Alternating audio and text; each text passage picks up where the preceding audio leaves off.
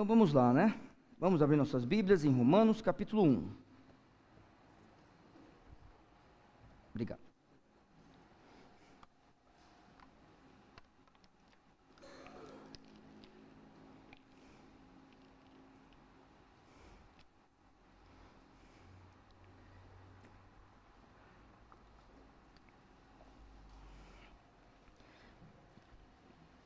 Então nós vamos ler os versos 16 e 17, e eu peço que todo mundo que tenha uma Bíblia trinitariana, que leia junto comigo os versos 16 e 17. Se você não tem uma tradução como essa, eu peço que você leia mais baixo, tá? A não ser que você saiba de cor esse texto na tradução que a gente usa aqui na igreja, tá bom? Então, eu só vou pedir que abaixe a minha voz um pouquinho. Vamos ler os versos 16 e 17.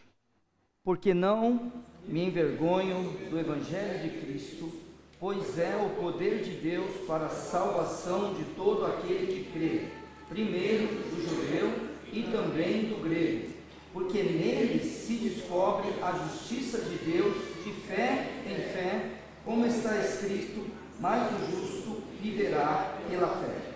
Mais uma vez agradecemos a Ti, ó Pai, pelo texto bíblico lido e também, ó Senhor Deus, pelas nossas vidas, por ter o privilégio de termos a Bíblia. Que o Senhor abençoe esse momento de estudo, que todos nós possamos sair cheios do Teu Santo Espírito nessa noite, modificados e transformados para glorificar o Teu nome. Nós pedimos tudo isso e agradecemos por todas as bênçãos e cuidado em nome de Jesus. Amém. Então, nosso objetivo hoje é estudar um pouco sobre a importância do Evangelho, tá? Então, o que, na verdade, a gente quer com isso? Dar uma introdução aos irmãos sobre evangelismo. Só que, para falar de evangelismo, existem técnicas, existem pessoas que são chamadas para serem evangelistas, e eu tenho insistido com essa igreja, que cada um de nós, a gente ore semanalmente, diariamente, por uma oportunidade de pregar o Evangelho. Então, nós precisamos disso, de ter uma oportunidade, para aqueles que, como eu, não são evangelistas. Existem pessoas que são evangelistas, né? Alguém chega perto dele e ele puxa uma conversa, essa pessoa já começa a falar de Jesus. Então, ou aquelas que saem com esse objetivo. Então, não é uma questão apenas dela ter intenção, né? Que talvez, olha só, eu acho que a nossa vida deve ser intencional. Eu acho que assim, então imagina, você que gosta de usar camisa que fala sobre Jesus, para mim tem que ser intencional aquilo lá. Tem que ter uma intenção, certo? Então, vou te dar um exemplo. Eu procuro aqui em Vila São José andar com as camisas da igreja. Para quê? Se alguém apontar para ou o versículo que está lá, ou o símbolo que está ali, eu tenha uma oportunidade de falar de Jesus ou de falar da nossa igreja para as pessoas. Então eu procuro andar aqui no bairro, eu moro aqui no bairro, né? Como a maioria dos irmãos, e eu faço isso. É intencional, mas eu não saio para pregar o evangelho, é diferente. Tem gente que sai com esse objetivo. Não é uma questão de ser intencional. É além disso. Porém, o que precisa acontecer na nossa vida? Esse púlpito, ele precisa ser evangelístico. E as nossas vidas diárias precisam ser evangelísticas. Aí, a gente vai, em primeiro lugar, do porquê. Porque, eu quero te falar uma coisa. Se você é um evangelista nato, você vai evangelizar. Se você é alguém que tem o desejo, existem técnicas. Tá? E você vai ter oportunidade nessa igreja. Mas a primeira coisa que a gente precisa aprender é o ponto central da obra-prima de Paulo. A obra-prima de Paulo se chama Carta aos Romanos. Esta é a obra-prima desse homem. O tamanho da carta, a quantidade de argumentos que esse homem coloca na carta. E ele já começa, desde o primeiro capítulo, com o centro da carta. O centro da carta é a justificação pela fé. Eu e você, a gente não está na mente de Paulo. né? Claro, a gente não sabe assim qual é a intenção dele em primeiro lugar. Mas, irmãos, guiado pelo Santo Espírito e com toda a inteligência desse homem, é isso que ele faz nessa carta. E aí a Bíblia nos conta, no verso 16, que ele começa, porque não me envergonho. Isso é muito interessante, essa parte, porque não me envergonho, porque assim, hoje em dia, não é que as pessoas não se envergonham, é que as pessoas envergonham o Evangelho. Não é uma questão de não se envergonhar, é que elas envergonham ao ponto de virem, por exemplo, vamos imaginar, aqueles que são neopentecostais, e eu tomo muito cuidado em falar com eles, que eu falo com temor sobre os neopentecostais, né? Os pentecostais, os irmãos sabem que eu chamo de irmãos, os pentecostais. Agora, os neopentecostais, eu tenho bastante cuidado. Eles não são meu servo, mas existem algumas coisas que acontecem lá que eu tenho certeza, baseado na Bíblia, que não é do Espírito Santo. Então, acabou. O que é, eu não sei. Tá? Que Deus julgue, que eles se acertem com Deus. Mas você pode ver. Volto a falar, não é uma questão de que eu não me envergonho. É que existem alguns que falam que são crentes que envergonham o Evangelho. Eles envergonham. Então você vê, você que fica passando o dedinho em Reels, chega uma hora que você encontra algumas coisas que acontecem em algumas determinadas igrejas. E você até ri. Aí eu te pergunto, existe algum outro grupo religioso? Pense qualquer um agora. Qualquer um. Espírita, budista, umbandista, que zomba de uma parte do seu grupo? Só você olhar. Então agora eu vou lá. Eu vi a gente zombando da gente, porque vai chegar, eu não estou falando, olha, vem a roupa que você quiser. Só que é o seguinte, de vez em quando, estamos aí, a pessoa é crente, está de branco, né? Aí o que o pessoal que tem a tradição fala, agora você quer usar branco, né? Aí vem aqueles que vêm de amarelo, agora você quer usar amarelo. Aqueles que vêm de vermelho, porque, imagina, branco paz, vamos imaginar, amarelo, acho que prosperidade, é o símbolo, né? Vermelho, amor. Aí, além dos próprios crentes zombarem de alguns, existem alguns outros que estão zombando dos crentes agora. Não é uma questão de não se envergonhar, muitas vezes é uma questão de envergonhar o Evangelho. Porém, esse não é o texto. O texto está falando que Paulo não se envergonha do Evangelho de Cristo. Então, só rapidamente, você precisa entender por que ele está falando isso. Verso 8: primeiramente dou graças ao meu Deus por Jesus Cristo, acerca de vós todos, porque em todo o mundo é anunciada a vossa fé. Só quero te dar um aviso. Paulo nunca esteve nessa igreja. A gente não sabe se ele chegou lá, mas até o momento não chegou. Porque Deus, a quem sirvo em meu espírito, no evangelho de seu Filho, me é testemunha como incessantemente faço menção de vós, pedindo sempre em minhas orações, que em algum tempo, pela vontade de Deus, se me ofereça boa ocasião de ter convosco, porque desejo ver-vos, para vos comunicar algum dom espiritual, a fim de que sejais confortados, isto é, para que juntamente convosco eu seja consolado pela fé mútua, assim vossa como minha. Não quero, porém, irmãos, que ignorei que muitas vezes propus ter convosco, mas até agora tenho sido impedido, mas para também ter entre vós algum fruto, como também entre os demais gentios. Eu sou o devedor, tanto a gregos como a bárbaros, tanto a sábios como a ignorantes. E assim, quanto está em mim, estou pronto, também para vos anunciar o evangelho a vós, que estais em Roma. Aí ele diz, porque não me envergonho do evangelho de Cristo. Paulo está falando aqui, olha, eu quero fazer isso, eu tenho sido impedido, mas o que eu quero é falar do evangelho do Senhor Jesus. E eu quero já ir para o final para o meio desse verso, porque é importante para mim.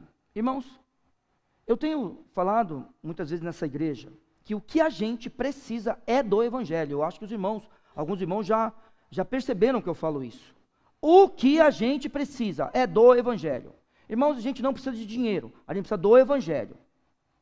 Com o evangelho a gente sabe administrar o dinheiro que a gente tem. A gente não precisa perdoar no nosso marido nem a nossa esposa. Com o evangelho a gente entende as relações do casamento e aí a gente perdoa. A gente não precisa de cura. Com o evangelho, a gente tem uma necessidade de saúde. A gente pode ter paz e alegria no momento de dificuldade. O que o ser humano precisa é do evangelho. Qualquer um que se afasta daquilo que é de Cristo é porque não tem o evangelho. E todos nós que lutamos contra as nossas coisas, sem vitória, é porque a gente ainda não entendeu toda a profundidade do evangelho. O que o evangelho faz em primeiro lugar? Vamos lá. Porque não me envergonho do evangelho de Cristo, pois é o poder de Deus para a salvação. Então vamos lá, irmãos. Aqui ele está falando que o evangelho, ele é de Cristo. Tá joia?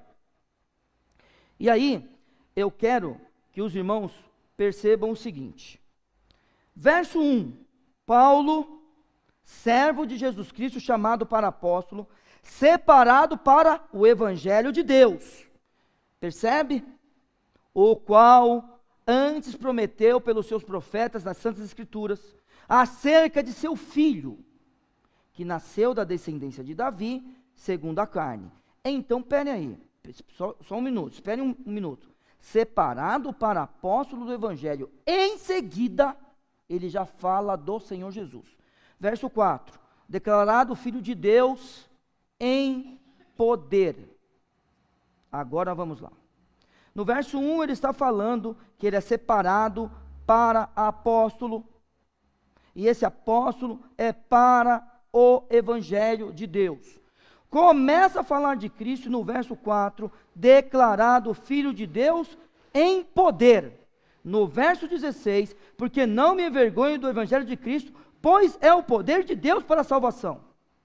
Cristo, o Senhor Jesus que é ungido, é o Senhor Jesus Cristo, ele é filho de Deus em poder. E o evangelho é o poder de Deus para a salvação de todo aquele que crê. Fica para um outro dia, mas eu quero que você preste atenção nisso. Quando você lê o Novo Testamento, você perceberá que Cristo, ele é o próprio evangelho. E que o evangelho é o Senhor Jesus. Hoje a gente não vai ver isso, mas eu quero que em 2025, quando você for ler o Novo Testamento, você perceba essas coisas. Por exemplo, quando eu falo para você assim, que não é um simples fato de Cristo estar em mim. Eu também estou nele. Você vai perceber isso ao ler o Novo Testamento.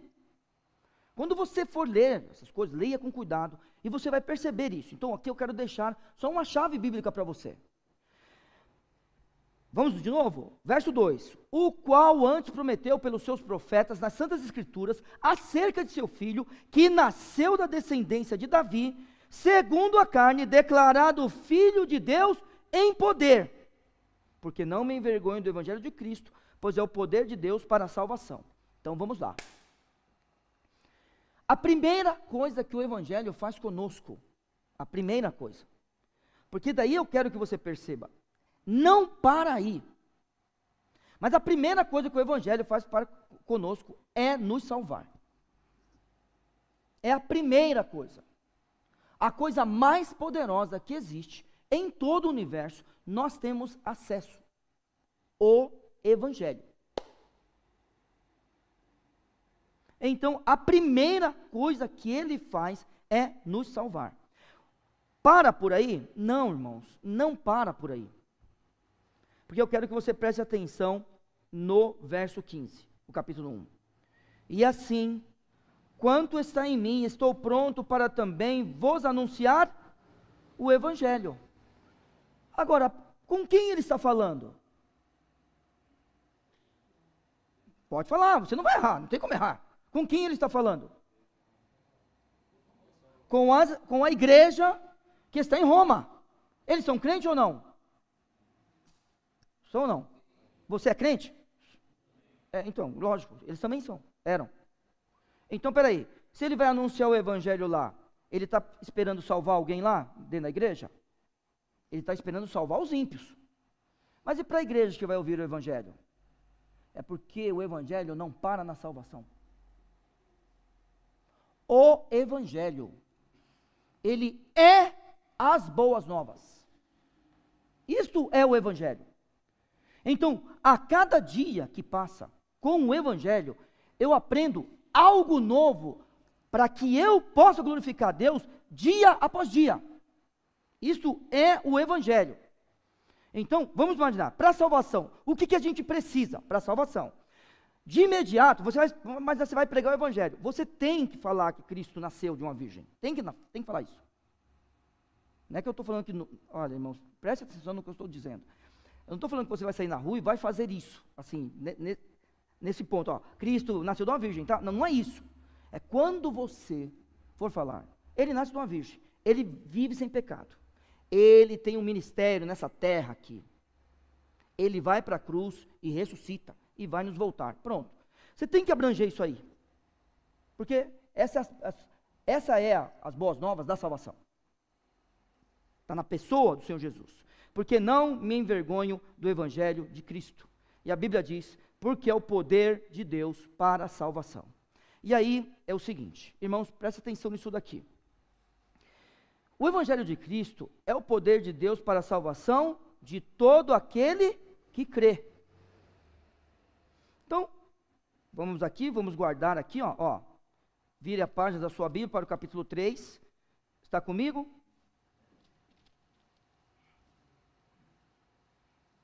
O que me importa é o verso 22, mas vou ler o 21 também.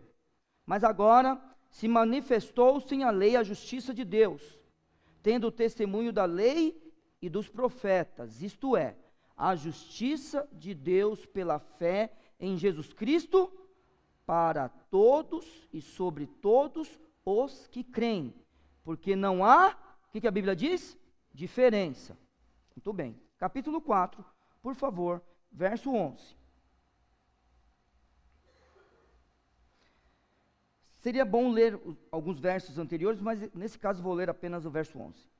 E recebeu o sinal da circuncisão, selo da justiça pela fé, quando estava na incircuncisão, para que fosse pai de todos os que creem, estando eles também na incircuncisão, a fim de que também a justiça lhe seja imputada. Os mais experimentados na Bíblia, de quem o texto está falando? Abraão.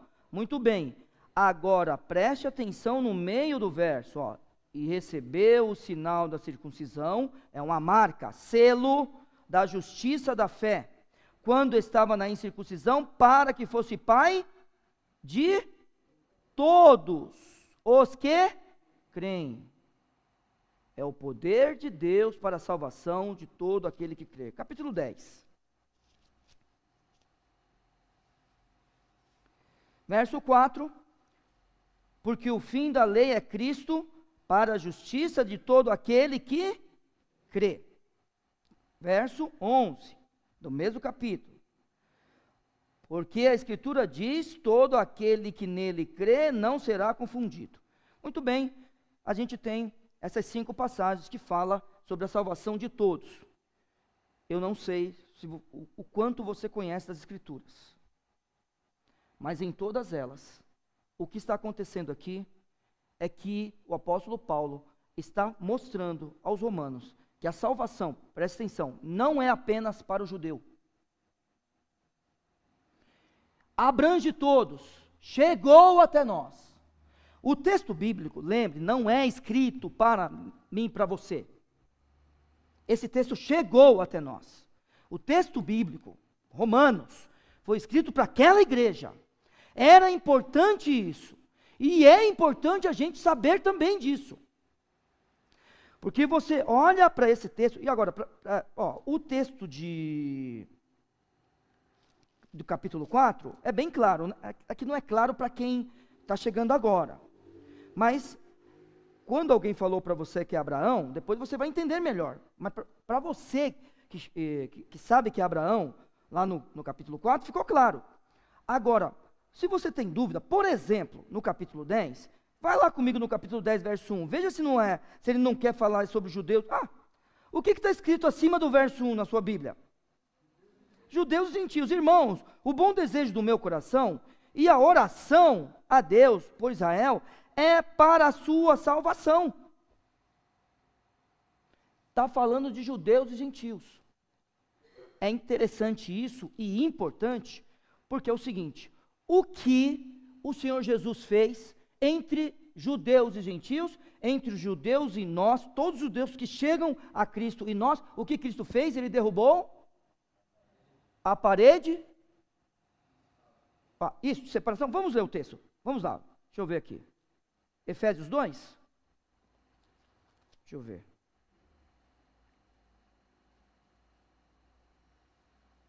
Vamos ler esse texto aqui, ó.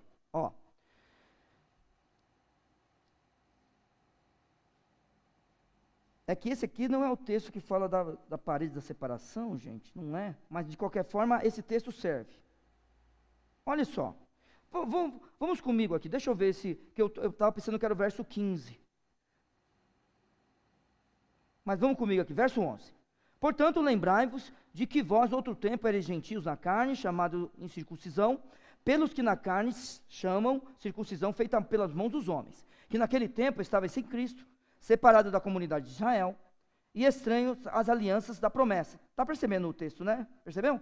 Não tendo esperança sem Deus no mundo, mas agora em Cristo, vós que antes estavais longe, já pelo sangue de Cristo chegaste perto, porque Ele é a nossa paz, o qual de ambos os povos fez um. É isso aqui mesmo. Eu achei o texto, irmãos. Perceberam que eu achei o texto? Ambos os povos fez um, e derrubando a parede de separação que estava no meio, na sua carne desfez a inimizade, isto é, a lei dos mandamentos, que consistia em ordenanças para criar em si mesmo, dos dois, um novo homem, fazendo a paz. Tá bom até aqui. Então você percebe? Em todo o texto está falando de judeus e gentios. Em Romanos, capítulo 1, verso 16, não é diferente. Mas agora eu quero primeiro parar aqui na ideia de todo aquele que crê. Então é o seguinte, irmãos, para que as pessoas sejam salvas, elas precisam crer. Aí a gente tem uma grande coisa a pensar. Agora vamos lá. Você, e eu tenho pensado muito nisso, né? Você que crê que você se converteu porque você quis, vamos imaginar. Não, eu creio que eu me converti porque eu quis, desculpa. Então, ficou fácil. Você crê primeiro e depois se arrepende. É isso que acontece na sua vida. Então, eu acredito, isso é bom para mim. E você se arrepende. Aqueles que creem que, eu não sei como eu cheguei aqui. Eu só sei o seguinte, eu era cego e agora eu vejo. Por exemplo, sabe você que é daqueles que fala assim, não, eu cheguei aqui. Um dia eu estava sentado aí, a palavra veio, daqui a pouco eu estava aqui na frente arrependido. O que aconteceu? Você se arrependeu primeiro ou você creu primeiro? Você não sabe. Mas eu estou tendendo a pensar que vem primeiro o arrependimento, está vendo? E depois você chega a Cristo, porque Ele te chamou. Irmãos, crer e fé, eu vou tentar fazer das duas coisas uma só agora. É a coisa mais importante para você ser salvo. Sabe você que não crê? Sabe você que não tem fé? Sabe? O que acontece é que você não consegue. Isso tem que ser admissível para nós. Existem pessoas que não conseguem crer. Agora a questão, vamos olhar para dentro de nós agora, todos nós aqui. Precisa ser eu? Por que eu não me dobro ao Senhor e falo, Senhor, acrescenta a minha fé. Me ajuda a crer. Porque aquele negócio, você pode ter certeza, qualquer um, aqui dentro ou lá fora, qualquer lugar do mundo, nas nossas casas, qualquer pessoa que um dia venha ouvir isso, eu não quero Cristo, vamos imaginar, eu digo eu não quero Cristo, não tem problema, a gente vai colocar alguma coisa no lugar. Todos nós vamos adorar alguma coisa. Todos nós. A gente coloca alguma coisa no lugar. Na questão de Cristo, a gente precisa crer. Porque não me envergonho do Evangelho de Cristo, pois é o poder de Deus para todo aquele que crê. Isso abrange todo mundo e chega num ponto da vida da humanidade que a gente não entende. Por isso que é fé. Então agora vamos lá. Nós vamos evangelizar, imagine no ano de 2025. A gente precisa saber disso. E a partir daí, vamos lá, não desistir de ninguém. Nós, Igreja Batista de Vila São José, nós não vamos desistir de ninguém. Vamos lá. Eu tenho liberdade com o seu irmão, vou até ele. Irmão Geraldo, quantos anos a sua esposa veio para a igreja sem o senhor? Praticamente 35 anos por aí. Ela veio sempre sozinha, né? Durante 35 anos, será que foi tudo isso, irmão? Pensei que era menos. Faz tempo que o senhor está aqui, não faz não? Vou perguntar. Já tem 14 anos. Então você não tem 50 anos de casado? Não, peraí, tem 50 anos de casado já? Não. Então foi quantos anos, mais ou menos? A senhora vinha para a igreja? Uns 30. Está vendo? 30 anos. Mas o senhor está aqui. Eu tenho um cunhado. Ficou 20 anos fora da igreja. 20 anos. E voltou. Então, é assim. A gente não vai desistir de ninguém. Porque quando a gente olha para o irmão Geraldo, e a gente olha para o Ageu hoje, não parece que eles são crentes toda a vida? Não parece?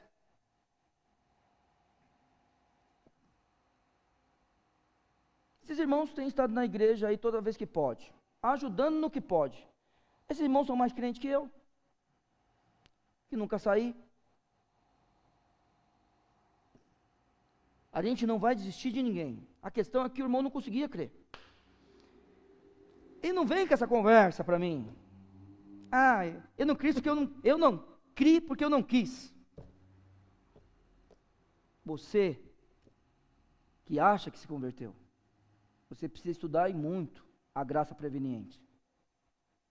E muito. E saber explicar direitinho como é que Deus te iluminou. Porque não importa se você é dos que creem, eu aceitei ou eu fui arrastado, todos nós somos eleitos por Ele. Todos. Então a gente não pode desistir de ninguém. Todo mundo que está aqui é porque Ele escolheu. Ele escolheu. Todos que estão aqui é porque foram eleitos. Não importando se veio porque quis. Olha a coisa louca. Não importa se você veio porque você quis, ou porque você foi arrastado por ele. Não importa. Todos são eleitos, todos foram escolhidos. Vamos lá? Quer ver todo crente falar comigo o texto? Nós o amamos. Olha o tanto de voz falando o texto. Aí você vem falar para mim que você amou Cristo? Não vem não. Ele me amou primeiro. Então a gente não vai desistir de ninguém. Essas pessoas, elas não conseguem crer. Mas o Evangelho é poderoso para a salvação. E aí o texto bíblico diz, primeiro do judeu e também do grego. Você viu a importância de que todos devem ser salvos. Porém, não tem essa, irmãos. O judeu tem vantagem ou não? O judeu tem vantagem ou não tem? Por quê? Por que o judeu tem vantagem? Hã? Olha, boa essa daí, hein? Boa, então vamos falar esse primeiro. Ótimo. Veio para os que eram seu, mas os seus não receberam. E aí, já junta agora, gostei, obrigado. Não era esse texto que eu estava pensando nesse momento, mas gostei. Veio para os que eram seus, mas os seus não receberam. Mas a todos quanto receberam, deu-lhes o poder de serem feitos filhos de Deus, aos que creem no seu nome. Não é isso? João capítulo 1. Agora, pensando em Romanos, tá bom? O senhor devia estar pensando em Romanos junto comigo. Lembra do texto? Capítulo 3, vamos lá? Quem vai comigo no capítulo 3? O judeu tem vantagem ou não tem? Aí, o irmão Demilton fala, claro que tem, Neil. Cristo era judeu.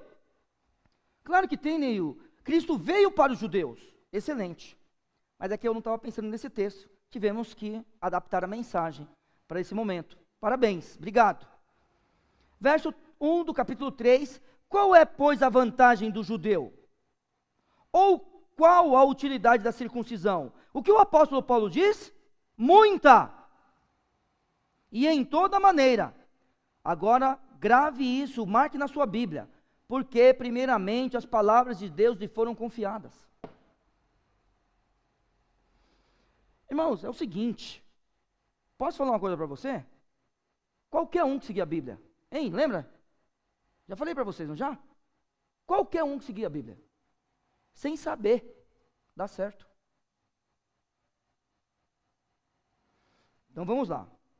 Quando você vê um texto como esse aqui, falando do judeu, por exemplo, é que assim, um judeu, quando ele vai seguir as coisas, né?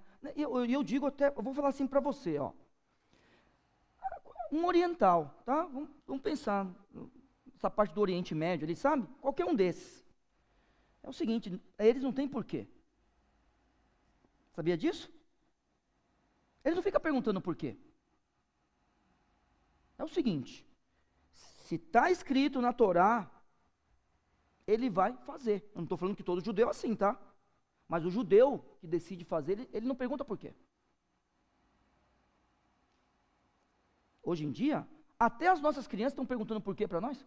E a gente se alegra dela falar por quê. Meu Pai eterno. Quer ver? Manolinha é professora. Cadê a Francis Leica? Francis Leica é professora. Quem mais é professor de Gucci? Mais ninguém, né? Não, aqui não está. Não tá. Precisa de Gucci? É também, desse pequenininho. Alguma vez, na vida de vocês, um menino pôs o pé assim para vocês amarrar o cadastro dele? Assim, mas só que não pediu não, mandou. Fez assim, ó, amarra. Já falaram? Você vê o nível dos pais de hoje. Amarra. Vai morrer no Brás. Ué, não aprende a amarrar não para você ver. Ué, sai daqui, menino. Eu fico pensando no dia que uma criança aqui da igreja falar isso para mim. Eu não sei o que eu faço. Porque eu não posso fazer o que ela merece. Já pensou? É desse jeito, a gente se alegra das crianças perguntarem por quê para nós. Por quê? Não, eu sempre conto isso, conto de novo. Um aluno pediu para ir ao banheiro. Eu falei, depois que o outro for. O moleque falou assim para mim, desse jeito, um menino de 15 anos, 16, sei lá. Qual é o... Qual é o critério? Eu falei, o quê? Ele falou, qual é o critério? Eu falei, critério do quê? De eu ir no banheiro ou não? Eu falei, qual é o seu nome? Ele falou assim, André. Eu falei, qual é o critério? Aí ele travou. Ele falou, como assim, qual é o critério? Eu falei, não tem critério, rapaz. No dia que a sua mãe falou que seu nome é André, a partir daquele momento eu chamei você de André e pronto. Eu falei que você não vai ao banheiro. E pronto, eu sou o professor, eu decido, vai um de cada vez. Pergunta por quê, qual é o critério pra gente. Vai perguntar qual é o critério para sua mãe. Para o seu pai, vai perguntar para mim? É o seguinte, Um judeu, quando Deus dá uma ordem para ele, aqueles que seguem, acabou, não importa por quê. Então é importante a gente saber, a salvação vem primeiro para aqueles que não perguntam por quê. A gente está num lado do globo que as pessoas ficam perguntando por quê. Ele te ama, Ele veio te salvar, Ele morreu na cruz por você, Ele está te sustentando, como a gente cantou hoje.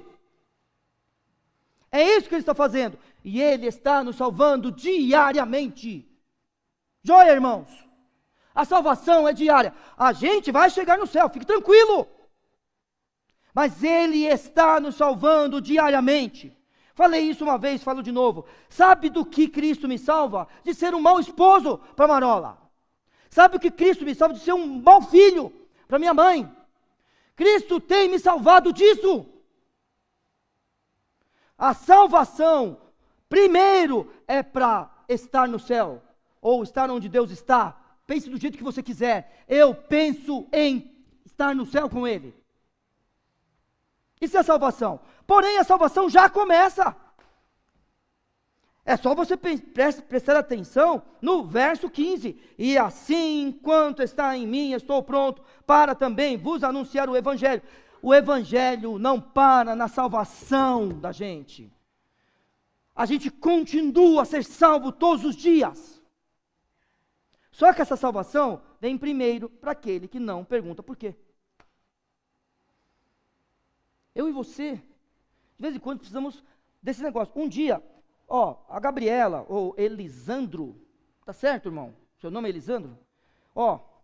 Essa menina, se fosse daqui a um tempo, pastor Silvio também, Eliette, não sei se aguenta, né? Mas essa menina vai estar aqui em cima. Irmão, você vai falar assim para ela, pula. Sabe o que ela vai fazer? Ela vai pular, porque ela confia em você. Agora deixa ela ficar com 15 anos e você falar para ela, pula dali. A gente tem que chegar neste jeito, confiando que Ele está cuidando de nós e nos salvando diariamente, nos salvando de todo o nosso pecado, de tudo aquilo que o nosso pecado Ele é capaz de fazer. Então, verso 16, a Bíblia diz, porque não me envergonho do Evangelho de Cristo, pois é o poder de Deus para a salvação de todo aquele que crê, primeiro do judeu e também do grego. Muito bem. E aí vem o verso 17, porque nele, no Evangelho, se descobre a justiça de Deus. Então vamos lá. Talvez na sua Bíblia não esteja escrito a palavra descobre, né? Não tem Bíblia que não está descobre aí? Está revela? Cadê? Tem ou não? Todo mundo é trinitariano aqui hoje? Cadê as Bíblias que são diferentes da minha? Tem revela? Olha lá, pronto. Aí tem revela, tá vendo? A palavra aqui é descobre mesmo. E com a ideia, né? De tirar a tampa.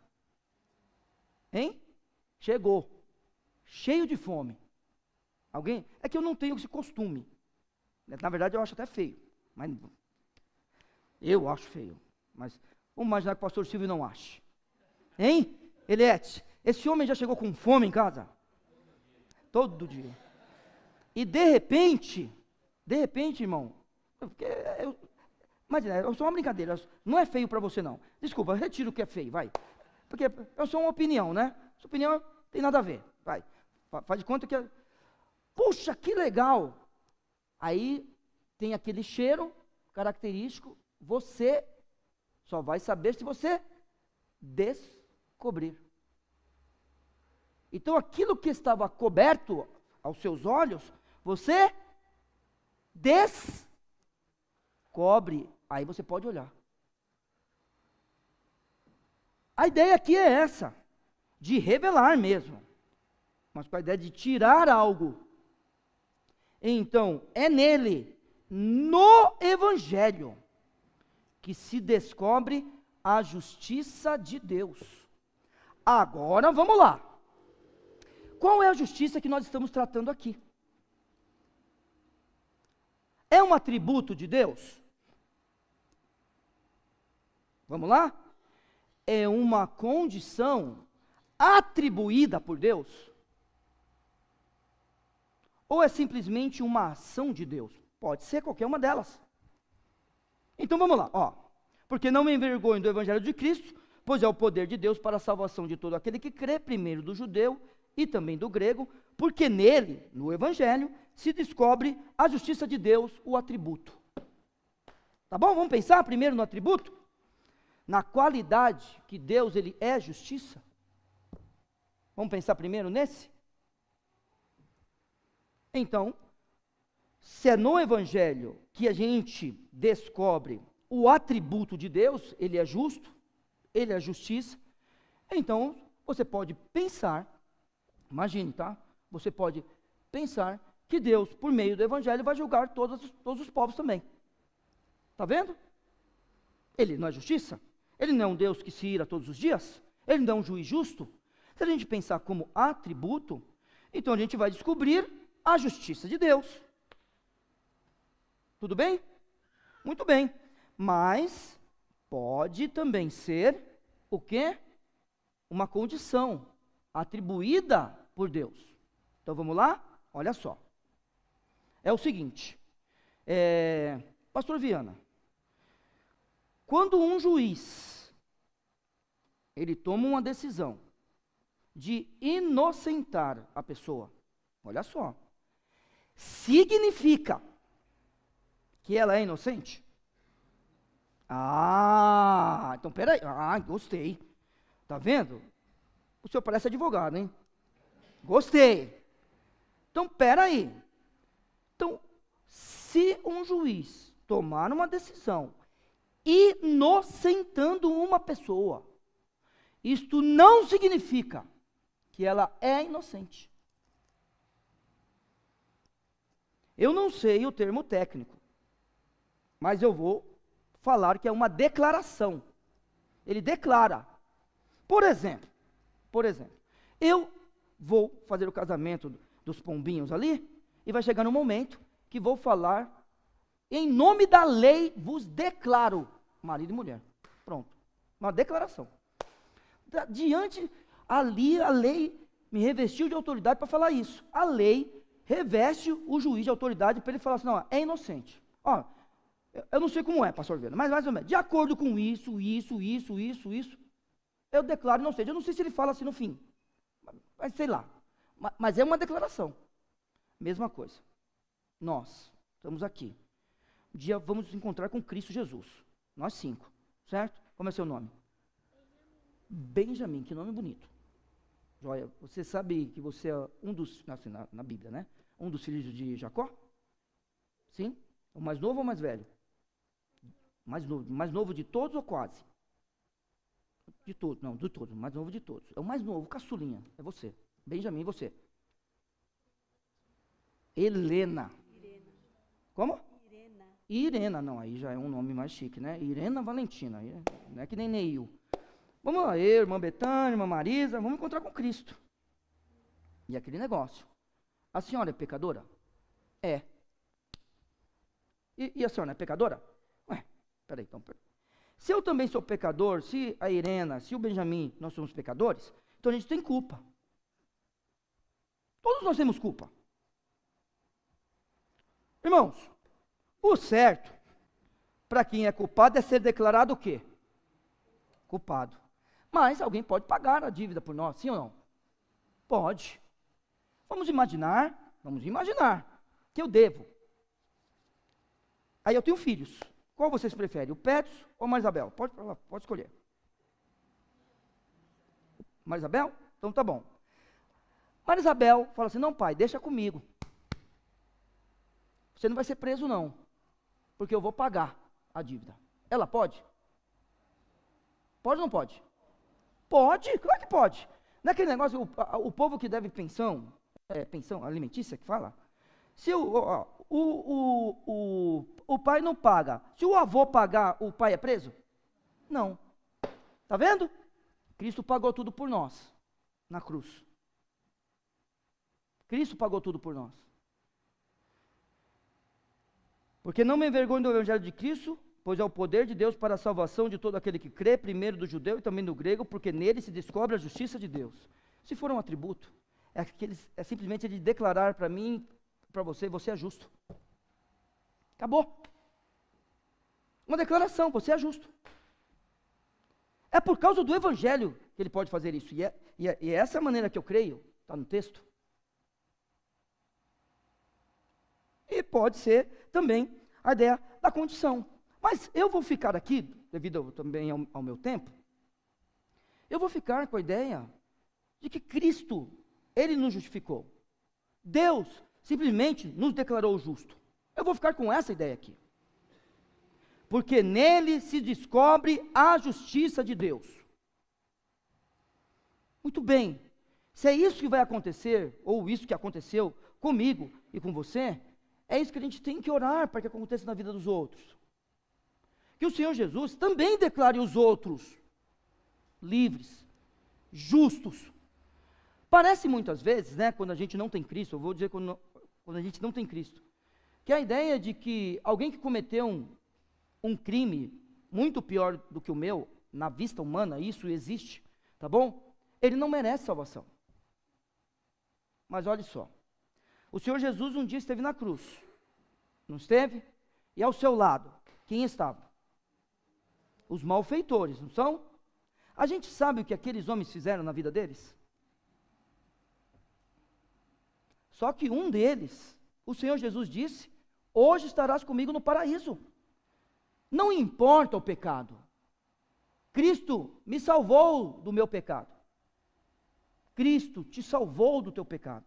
Na verdade, todo o que crê, ele pode se chegar a Deus. Um dia, Adão, ele pecou e ele se escondeu de Deus. O Senhor Deus o chamou.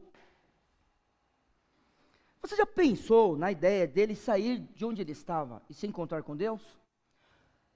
Ele se escondeu de Deus por quê? Porque ele estava nu, né? Mas o Senhor Deus o chamou do jeito que ele estava. Nu.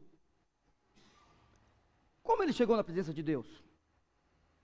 Depois o Senhor Deus fez roupas para eles. É assim, nós precisamos ter fé.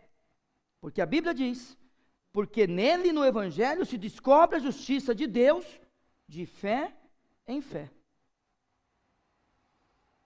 E é dessa forma, lembrando, a fé, irmãos, é uma das virtudes teologais. Irmãos, a gente tem que lembrar dessas coisas. Fé, pensando que ela é uma virtude, irmãos, tem que ser uma capacidade adquirida pela prática. Não existe outra forma. Virtude não faz parte da sua vida. Você não é virtuoso, eu não sou virtuoso. Você tem que tomar uma decisão quando você pensa nessas coisas. Precisa tomar uma decisão. Então vamos imaginar. Tem gente que é corajoso, não tem? Não tem gente que é corajoso? Tem que tomar cuidado se isso é uma virtude ou não. Porque uma virtude, ela sempre é realizada para o bem da humanidade e não o seu. Certo? Então vamos lá. Eu tenho fé. É simplesmente a fé que vai contribuir para mim? Cuidado. Cuidado. A fé como uma virtude, e as virtudes teologais são fé, esperança e amor. Né? O maior desses é o amor. Quando a gente pensa na fé como virtude, irmãos, ela tem que ser uma fé que ela contempla quem está ao nosso redor. A Bíblia está dizendo, porque nele se descobre a justiça de Deus de fé em fé. Muito bem, serve para a minha salvação, sim ou não? A fé. Claro que serve para a salvação. Muito bem. Agora vamos lembrar, o Evangelho para na minha salvação? Nem a fé. Sabe por quê? Está citando Abacuque aqui, não é? Eu não vou lá no texto de Abacuque. Está citando, não está? A Bíblia está falando para nós, porque nele se descobre a justiça. Ah, é Abacuque mesmo? Tá certo que eu estou falando? Então tá bom. Porque nele se descobre a justiça de Deus, de fé em fé. Como está escrito, mas o justo viverá pela fé. Então, peraí, ótimo, muito bem. Quando eu penso em salvação, eu penso em vida? Penso ou não? Só que essa vida, ela é a vida eterna, que começa quando? Quando começa a vida eterna? Agora. Nós já estamos vivendo a vida eterna. E eu quero falar para você uma coisa. Todos vocês que são crentes, vocês não morrerão. Não é o meu objetivo hoje, ir no texto, mas vocês não morrerão.